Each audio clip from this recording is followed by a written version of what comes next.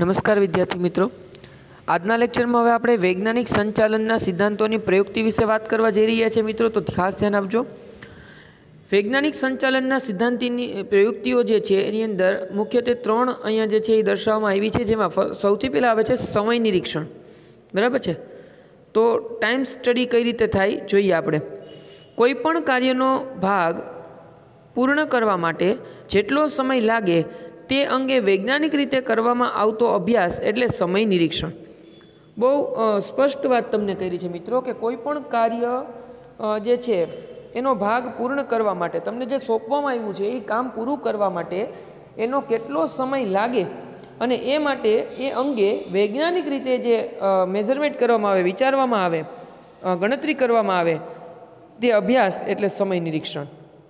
આ કાર્ય કરવા માટે સામાન્ય સંજોગોમાં જે સમય નક્કી કરવામાં આવે છે તેને પ્રમાણ સમય કહેવામાં આવે છે. મિત્રો અહીં કહેવા શું માગે છે કે તમને એક કામ સોંપવામાં આવ્યું છે, એ કામ ખરેખર કેટલા સમયમાં થઈ જવું જોઈએ એનો એક એડવાન્સમાં જે છે એક અભ્યાસ કરી અને એક તારણ કાઢવામાં આવ્યું હોય છે અને અંદાજો નક્કી કરવામાં આવ્યો હોય છે. અને એ સ્ટાન્ડર્ડ ટાઈમ જે પ્રમાણ સમય જે છે એ તમને નક્કી કરી દેવામાં આવે છે. બરાબર કે ભાઈ ચલો આ એક ફેક્ટરીની અંદર તમારે એક 5 વસ્તુનું પ્રોડક્શન કરવાનું છે, 5 યુનિટનું પ્રોડક્શન કરવાનું છે. તો 5 યુનિટનું પ્રોડક્શન કરવા માટે તમારે કેટલો સમય જોઈએ? તો કે ભાઈ 2 કલાક. બરાબર, 2 hours. તો 2 કલાકનો સમય નક્કી કરીને આપવામાં આવ્યો તો એને પ્રમાણ સમય સ્ટાન્ડર્ડ ટાઈમ કહેવામાં આવશે. ટેલરના મત અનુસાર જે કાર્ય જે સમયમાં પૂર્ણ થવું જોઈએ તેનો કાળજીપૂર્વક અભ્યાસ એ સમય નિરીક્ષણ છે. એ શું કહે છે કે જે કામ જે સમયમાં પૂરું થવું જોઈએ એનો કાળજીપૂર્વકનો જે તમે અભ્યાસ કરવો એને સમય નિરીક્ષણ કહેવામાં આવે છે. જે કામ 2 કલાકમાં થવું જોઈએ એ કામ 5 કલાકે થાય તો એ થયું જ કહેવાય, પણ એનો કોઈ મિનિંગ નથી મિત્રો. એ સમયનો વ્યય થયો કહેવાય, સમયનો બગાડ થયો કહેવાય. એટલે અહીંયા તમને કહેવા એવું માગે છે કે જે કામ જે પીરિયડમાં થવું જોઈએ એ કામ એટલા સમય પીરિયડમાં પૂરું થઈ જાય એ વસ્તુ મહત્ત્વની છે. ઓકે, તો એ સમય નિરીક્ષણ છે. ઉત્પાદનના સાધનોનો ઇષ્ટતમ ઉપયોગ કરવાની દિશામાં જે છે તથા સમયસર લક્ષ્યાંકો સિદ્ધ કરવા માટે સમય નિરીક્ષણ ઉપયોગી છે. ઉત્પાદનના સાધનોનો ઇષ્ટતમ ઉપયોગ, તમારી પાસે જે વસ્તુઓ જે છે એનો સારામાં સારો અને વધુમાં વધુ ઉપયોગ કરવાની દિશામાં એ તરફ તથા સમયસર લક્ષ્યાંકો સિદ્ધ કરવા માટે સમય નિરીક્ષણ ઉપયોગી છે. તમારું ટાર્ગેટ જે છે એ ટાઈમ ટુ ટાઈમ અચીવ થાય, તમારા સમયમાં તમારું કામ પૂરું થાય એવું જો તમારે કરવું હોય તો એના માટે જે છે અહીંયા સમય નિરીક્ષણ મહત્ત્વનું કાર્ય કરી રહ્યું છે. ત્યાર પછી વાત કરીએ ગતિ નિરીક્ષણ. ગતિ નિરીક્ષણ એટલે બિનજરૂરી ખોટી દિશામાં થતા બિનકાર્યક્ષમ હલનચલનમાંથી ઉદ્ભવતા બગાડને દૂર કરવાની પદ્ધતિ. ગતિ નિરીક્ષણ એટલે બિનજરૂરી અને ખોટી દિશામાં થતા બિનકાર્યક્ષમ હલનચલન. એક લાઇનમાં બધા જે છે ડિપાર્ટમેન્ટની અંદર, પ્રોડક્શન ડિપાર્ટમેન્ટની અંદર વર્કર્સ કામ કરે છે. બરાબર, પછી આજુબાજુમાં ખોટી વાતો કરવાને આ ને તેને આંટો મારવાની વસ્તુ જોવાને એમ કરીને ચાલ્યા જાય. બરાબર, અને સમય એ બગડે, જે ટાઈમે જે કામ થવું જોઈએ એમાં વિલંબ થાય. બરાબર, આવી રીતના ખોટો ટાઈમ બગડતો હોય તો એ ગતિ નિરીક્ષણ અહીંયા આના કારણે એવરેજ ઓછી આવે મિત્રો. ઓલ ઓવર તમે જુઓ. હા, એક વાત છે કે સતત કામ કરતા હોય એને બ્રેક ન મળતો હોય તો વચ્ચેને એ રીતના થોડો જે છે બ્રેકને આ તેને એવું આપવામાં આવતું હોય એટલે એ બધાની સાથે ટાઈમ સ્પેન્ડ કરી શકે, થોડા ફ્રેશ થઈ જાય, તો એના માટેનો ટાઈમિંગ આપવામાં આવતો હોય.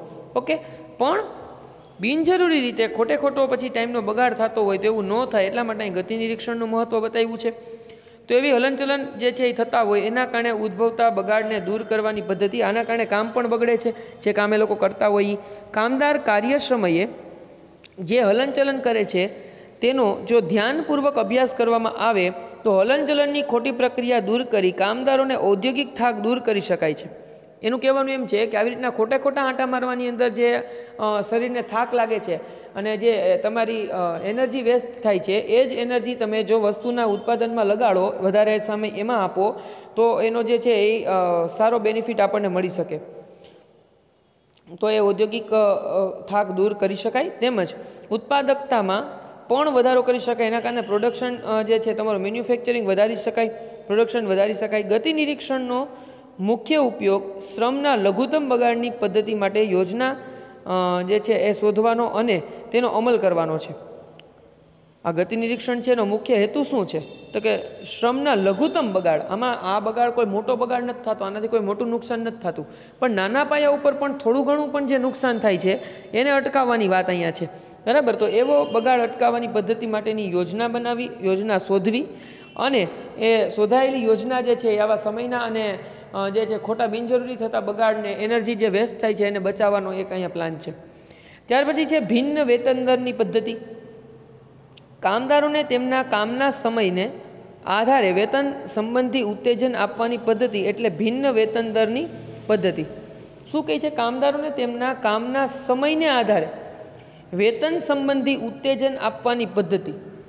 ચલો, વેતન પ્રથા બે પ્રકારની હોય મિત્રો, આપણે એની પહેલાં વાત કરી હતી. કાં તો સમય આધારિત વેતન પ્રથા હોય, તમે કેટલો ટાઈમ કામ કરો છો એના ઉપર હોય, અને કાં તો તમારી વેતન પ્રથા જે છે એ કામ આધારિત હોય, તમે કેટલું વસ્તુનું પ્રોડક્શન કરો છો, કેટલી વસ્તુનું ઉત્પાદન કરો છો, યુનિટ પર યુનિટ હોય. ઓકે, તો આ બેમાંથી એક હોય. અહીંયા તમને સમય આધારિત વેતનની વાત કરે છે. તો સમય આધારિત વેતન પ્રથા જ્યાં છે એની અંદર ઉત્સાહ વધારવા માટે, ઉત્તેજન વધારવા માટે જે પદ્ધતિ અપનાવી એટલે ભિન્ન વેતન દરની પદ્ધતિ. ચલો, કઈ રીતે? ભિન્ન વેતન દરની પદ્ધતિ ઉત્પાદનમાં વૃદ્ધિ માટે કામદારોને ઉત્તેજન આપવા માટે ટેલરે ઉત્તેજક વેતન પ્રથાની હિમાયત કરી હતી. કારખાનામાં કામ કરતા દરેક કામદારોની કાર્ય કરવાની ક્ષમતા અલગ અલગ હોય છે.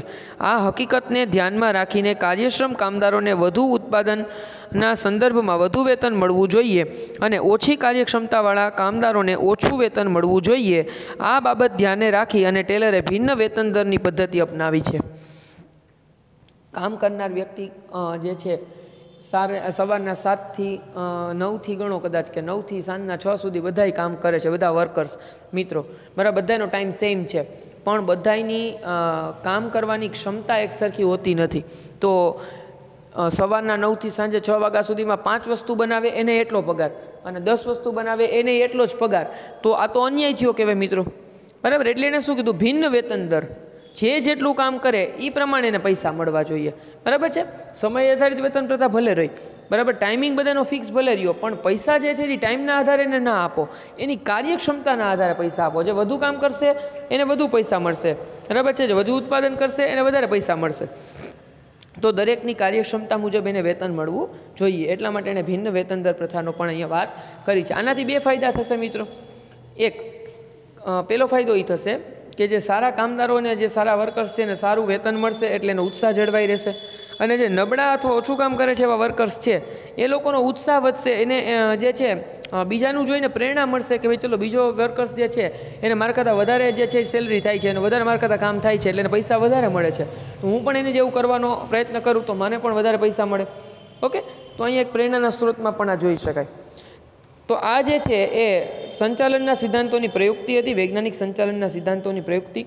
હવે આપણે વાત કરવાની છે હેનરી ફેયોલના સંચાલનના સિદ્ધાંતો, બરાબર છે. હેનરી ફેયોલના સંચાલનના સિદ્ધાંતો. ઓલા વૈજ્ઞાનિક સંચાલનના સિદ્ધાંતો હતા, અહીંયા ખાલી સંચાલનના સિદ્ધાંતો છે મિત્રો, ખાસ ધ્યાન આપજો. સંચાલનના સિદ્ધાંતો રજૂ કરનાર હેનરી ફેયોલ એક ફ્રેન્ચ એન્જિનિયર અને ઉદ્યોગપતિ હતા. ઈસવીસન 1916માં તેમણે પોતાના પુસ્તક ઔદ્યોગિક અને સામાન્ય સંચાલનની અંદર આ સિદ્ધાંતોની રજૂઆત કરી છે. હેનરી ફેયોલ ઔદ્યોગિક સાહસની વહીવટી પ્રવૃત્તિઓને સિદ્ધાંતોની સરળતા અને સ્પષ્ટતા માટે 6 ભાગમાં વહેંચી હતી. મિત્રો, ફરી પાછું બોલું છું, હેનરી ફેયોલે ઔદ્યોગિક સાહસની વહીવટી પ્રવૃત્તિઓને, ઉદ્યોગોની અંદર જે વહીવટી પ્રવૃત્તિઓ કરવામાં આવે છે, મેનેજમેન્ટની અંદર જે ડિસિઝન લેવાના છે, જે વહીવટ કરવાનો છે, જે ખાસ કરીને એ વહીવટી પ્રવૃત્તિની વાત છે. તો એ સિદ્ધાંતોની જે સરળતા, એની અંદર કામ કરવાની અંદર જે ઇઝી કામ જે છે એ થઈ જાય, ઇઝીલી બધું જે છે એ થઈ શકે, એટલા માટે એને 6 પ્રકારના ભાગોની અંદર આ કામની વહેંચણી બતાવી છે. પહેલું છે ટેકનિકલ પ્રવૃત્તિઓ, જેમાં કારખાના, યંત્રો તેમજ ઉત્પાદનને લગતી પ્રવૃત્તિઓનો સમાવેશ થાય છે. ટેકનિકલમાં શું આવશે? કારખાના આવશે, એટલે કે ફેક્ટરી, એની અંદરની કામ કરતી મશીનરીઓ જે છે એ મશીનરી, અને ઉત્પાદનને લગતી જે કાંઈ પ્રોડક્શનને લગતી પ્રવૃત્તિઓ છે એમાં આવશે. બીજો ભાગ છે વાણિજ્ય પ્રવૃત્તિઓ, જેમાં એકમને અંદર થતી ખરીદી, વેચાણ, વિનિમય જેવી પ્રવૃત્તિઓનો સમાવેશ થશે. જો ખરીદી, વેચાણ અને વિનિમય, મિત્રો 3 વસ્તુ લીધી, કારણ કે તમે ફેક્ટરી ચલાવો છો, તમે પ્રોડક્શનનું જ કામ કરો છો, તમે વસ્તુ બનાવીને માર્કેટને આપો છો, પણ એના માટે પણ તમારે ક્યાંક ને ક્યાંક ગ્રાહક તો બનવું જ પડશે. તમે પણ રો મટીરિયલની ક્યાંકથી ખરીદી કરતા હશો, તમે પણ યંત્રોની, મશીનરીઓની ક્યાંકથી ખરીદી કરી છે. ઓકે, તો ભલે તમે પ્રોડક્શન કરો છો, તમે ફેક્ટરી ચલાવો છો, તમે મેન્યુફેક્ચરર છો, બટ તમે પણ ક્યાંક ને ક્યાંક પરચેઝર બનો છો, ખરીદનાર બનો છો, બરાબર. તો અહીંયા પહેલાં વાણિજ્યની અંદર ખરીદી, પછી જે વેચાણ થાય છે યુનિટનું એ વેચાણ, અને ત્યાર પછી વિનિમય, બરાબર છે. વિનિમય એટલે વિનિમય પ્રથાની જે જૂની વાત હતી એ વાત નથી કરતા, પણ ખરીદ વેચાણ થાય એક પ્રકારનો વિનિમય જ થયો કહેવાય મિત્રો, બરાબર. તમે નાણું મેળવો છો, બદલામાં વસ્તુ આપો છો, બરાબર છે. તો એ બધા વસ્તુઓને સમાવેશ છે એ વાણિજ્ય પ્રવૃત્તિઓમાં કરવો. ત્યાર પછી છે નાણાકીય પ્રવૃત્તિ, જેમાં મૂડી પ્રાપ્તિ, બરાબર છે. યુનિટને ચલાવવા માટે, ફેક્ટરીને રન કરવા માટે પૈસા ક્યાંથી લઈ આવવા. પછી તો કે મૂડીનો ઉપયોગ, આવેલા પૈસાને ક્યાં કેટલા પ્રમાણમાં એને ઇન્વેસ્ટ કરવા, બરાબર છે, યુઝ કરવા. ભંડોળની જાળવણી, તમારી પાસે અનામત સ્વરૂપે, જો દરેક ફેક્ટરી, દરેક યુનિટ, આપણે ખાલી ઘરની વાત કરીએ મિત્રો, તો આપણે પણ સેવિંગ્સ રાખ્યા હોય કે નહીં, પૈસા જે છે એ અમુક આપણે અલગ રાખ્યા હોય કે નહીં. ચલો કોઈ ઓચિંતાનું મેડિકલ ઇમરજન્સી આવી, કોઈ પ્રસંગ આવ્યો, ક્યાંય ઓચિંતાની પૈસાની જરૂર પડી, ઓકે, પ્રી પ્લાનિંગ હોય કે નહીં આપણું. ફોર એક્ઝામ્પલ કે ચલો હોલિડેઝની અંદર આપણે જે છે કે બહાર જવું છે, તો આપણને ખબર જ છે કે ત્યાં આટલો એક્સપેન્સ થવાનો છે, તો એના માટે આપણે સેવ કરતા હોય કે નહીં પૈસા, ધીમે ધીમે કરતા, તો આપણો જવાનો સમય આવે ત્યાં સુધીમાં આપણી પાસે પૈસા છે એ ભેગા થઈ જાય. ઓકે, એ વાત જવા દો. તમારે કોઈ વસ્તુ લેવી છે, ધારો કે તમને વસ્તુની પ્રાઇસ ખબર છે, તો એ પૈસા તમારી પાસે એકસાથે નથી, તો તમે ધીમે ધીમે પૈસા ભેગા કરશો કે નહીં, બરાબર. અને પછી પૈસા જે છે એ તમારે જે વસ્તુ માટે યુઝ કરવાના હતા એ વસ્તુમાંથી ખરીદશો, વોટેવર એનો જે ઉપયોગ કરવાનો હશે એ કરશો. એવી રીતના અહીંયા નાણાકીય પ્રવૃત્તિમાં પહેલાં તો મૂડી એટલે કે પૈસા ક્યાંથી મેળવવા પછી એનો ઉપયોગ ક્યાં કરવો, અને ભંડોળની જાળવણી, અનામત સ્વરૂપે રાખેલા જે નાણાં છે, જે સેવ કરેલા છે એની વાત છે, એનું પણ અહીંયા મેઝરમેન્ટ થશે. અને પુનઃરોકાણ ક્યારે થાય મિત્રો? એક વખત તમે જે ઇન્વેસ્ટમેન્ટ કર્યું છે એ પૈસા તમારે એમાંથી છૂટા થઈને આવી ગયા ત્યારે એને પુનઃરોકાણ બીજી વખત ઇન્વેસ્ટ કરવાના, રીઇન્વેસ્ટ કરવાના આવે, બરાબર છે. ઉદાહરણ તરીકે 5 લાખ રૂપિયા મેં એક નવી પ્રોડક્ટ જે બનાવવાની હતી એમાં રોક્યા છે. 5 લાખ રૂપિયાની રોકાણ પછીની જે વસ્તુ મેં બનાવી એમાં પ્લસ મેં મારો નફો કર્યો હતો, એ પૈસા બધી વસ્તુ માર્કેટમાં વેચાઈ ગઈ અને પૈસા બધાય પાછા મારી પાસે આવી ગયા, બરાબર. 5 લાખના મારી પાસે 7 લાખ થઈને આવ્યા, 2 લાખ રૂપિયા મને નફો થયો, બરાબર. તો એ મારો પ્રોફિટ છે. હવે આ પાછા પૈસા મારે રીઇન્વેસ્ટ કરવાના થશે, બરાબર. પુનઃરોકાણ જેવી પ્રવૃત્તિનો સમાવેશ પણ નાણાકીય પ્રવૃત્તિમાં થાય છે. કે પૈસા એક પ્રોજેક્ટ પૂરો થયો એમાંથી જે કંઈ ગેઇન થયો છે, જે કંઈ પ્રોફિટ થયો છે, એને આપણે રીઇન્વેસ્ટ ક્યાં અને કેવી રીતના કરવો, તો એ વસ્તુ પણ અહીંયા જોવામાં આવશે. ત્યાર પછી છે સંરક્ષણની પ્રવૃત્તિઓ, જેમાં કર્મચારીઓની સલામતી. ચલો સંરક્ષણ, તમારી ત્યાં કામ કરતો, ફેક્ટરીની અંદર કામ કરતો કર્મચારી, હવે મિત્રો આજ સમજી લો કે એના છે ને વીમા આવવા માંડ્યા, કારણ કે ફેક્ટરીની અંદર મશીનરીઓ જે આટલી બધી હોય એમાં ક્યારેક ઇલેક્ટ્રોનિક શોક લાગે, બીજી કોઈ એવી જે છે દુર્ઘટના થાય, તો કર્મચારીઓની એની સલામતી એ જોવી પડે.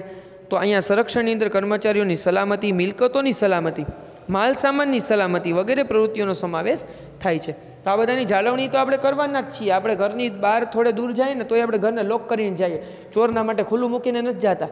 તો ફેક્ટરી એવડી મોટી ચાલતી હોય ત્યાંય સિક્યુરિટીનો વિચાર કર્યો જ હોય, પણ છતાંય જો અકસ્માત થાય તો શું કરવું, તો એના માટે જે છે એ તમને અહીં કીધું છે મિત્રો, બરાબર, કે ભાઈ સંરક્ષણની પ્રવૃત્તિની અંદર આ બધીનો સમાવેશ કરવો.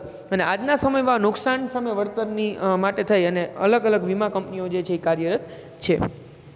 ત્યાર પછી વાત કરીએ હિસાબી પ્રવૃત્તિઓ, જેમાં નાણાકીય હિસાબોના પત્રકો.